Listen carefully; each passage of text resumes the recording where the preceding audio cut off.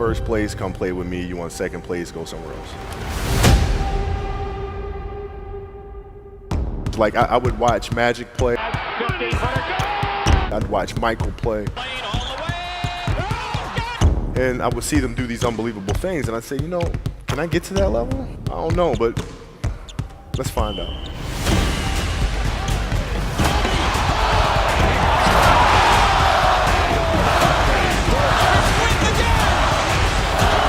That's why he's the best player in the game.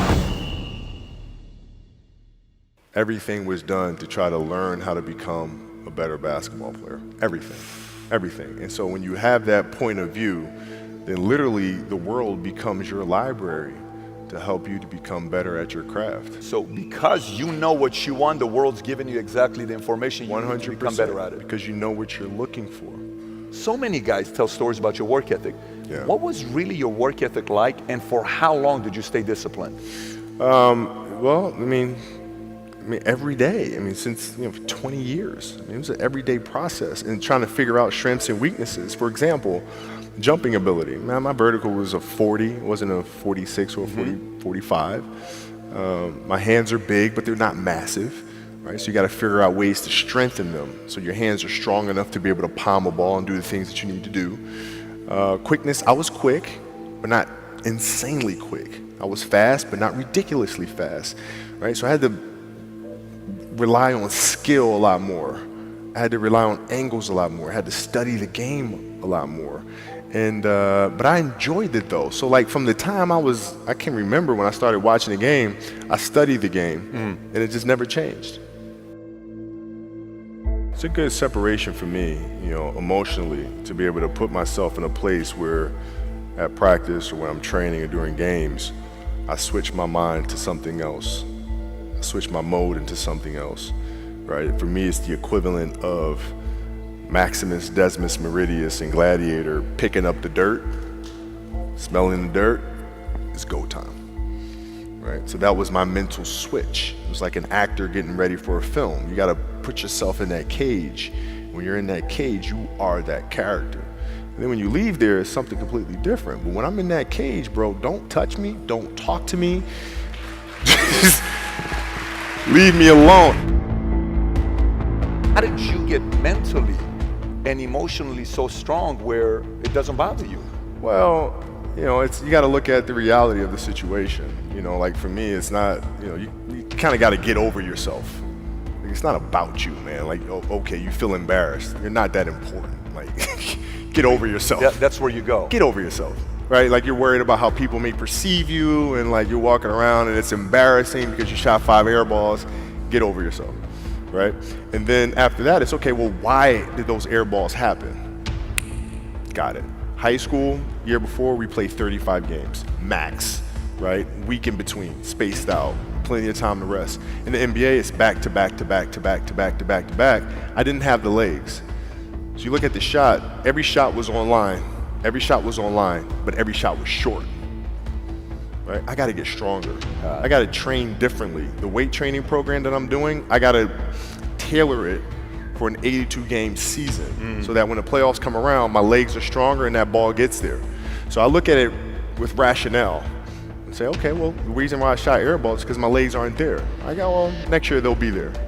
That was it. Done. Were there some names that you looked at and says, these 3 guys are as crazy as I am? At the time, I deal with what I've referred to as Goat Mountain. I went to Goat Mountain, and I talked to Magic, Michael, Bird, Hakeem Olajuwon, Jerry West, Oscar Robinson, Bill Russell. So I would talk to them. What did you do? What were your experiences? Michael in particular, he's become my big brother. He's been my big brother since I first came in the league. And what was that process like? So I went to them and started understanding the ins and outs of the game and how they approach things and their level of detail and obsessiveness, and that's what I did. The players that had that passion but weren't willing to commit their entire lives to doing that, right? It's a choice. right? You have other things. You have family, you have all these other things that you have to do. The game can't really be your number one priority. And so I was just looking at that like, man, this is gonna be fun. If I'm buddies with you from high school, if I'm a cousin of yours, what happened to our relationship? How did that gravitate when you went into the league and you're determined to become the greatest, or you're determined to become one of the greatest? What happens to our relationship? Well, it suffers. It does suffer. Oh yeah. Okay. Yeah. Because And you understood that. You were okay with that. Well, yeah. And the people that love you, like friends and family, like they know that about you. Got it. So they let you be you. And when you reconvene, you know, you pick back up where you left off. Mm-hmm. But make no mistake about it, everything in between is lost, right? So those long-term relationships, the commitment of time of, taking vacation. Like I see a lot of players take vacations with other players that are close friends. And they'll just take vacations just to take vacations, or just hang out just to hang out. Like I never did that. Why not though? Why didn't you do that? Well, because when I retire, I didn't want to have to say, I wish I would have done more. I don't want that. You know, I don't want that. You know, you got a lot of people paying their hard-earned money to come watch you perform. Perform. It's your job to be in shape. It's your job to be strong enough to perform at that level every single night. And as a competitor, I'm not ducking shit. Like it's not, oh my God, my back hurts, I'm sore. We got to play Vince Carter and Toronto Raptors tonight. We actually had this happen. We had a game against Toronto in 2000, and Vince was tearing the league up. My back was jacked. But like the perception of that, like what? Kobe's missing the game against Toronto and Vince Carter because my back was really spasming. But people will be like, what? Oh, he's ducking Vince. Excuse me? No, I don't think so. So I would be in the layup line like, okay, there's a lot of days where you can rest and recover. Today ain't one of them. Your back can bother you any other day. That shit ain't bothering me today. Wow. He gonna have to see me today. Yeah. Amen. Yeah. If you're looking at big investments you got to make, what is the decision-making process there? Do you call? Is there first you do your own research? You take this much time. You call an advisor. Is there a system you follow? It's pretty simple for me. It's do you understand the business? Is it a business that you can help in some form or fashion? What are the barriers of entry to that business?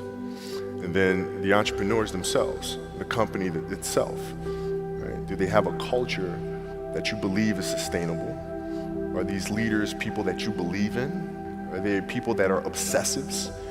And in turn, have they created a culture of obsessiveness? So I tend to look at those 4 factors, and that's it. That's big right there, by the way. I don't know if you guys caught that right there. That's pretty massive right there. Same determination. What's your current work schedule look like today? It's different because I personally am not writing every word of the novels. I am not animating the films. What I have to do now is make sure that the people that we bring in, these obsessives that we bring in, are challenging themselves to do the best job that they think they can do. That's what I'm there for, is for them to constantly look in the mirror and self-assess and challenge themselves. If we have a project and you're saying, okay, I can do that, that's not the project we want. The projects that say, I don't know if I can animate that. I don't know how to write that story. I don't know how to do that. Those are the things we want, because through that curiosity, you'll reach a level that you didn't think was possible. And so running the studio, that's what I'm doing.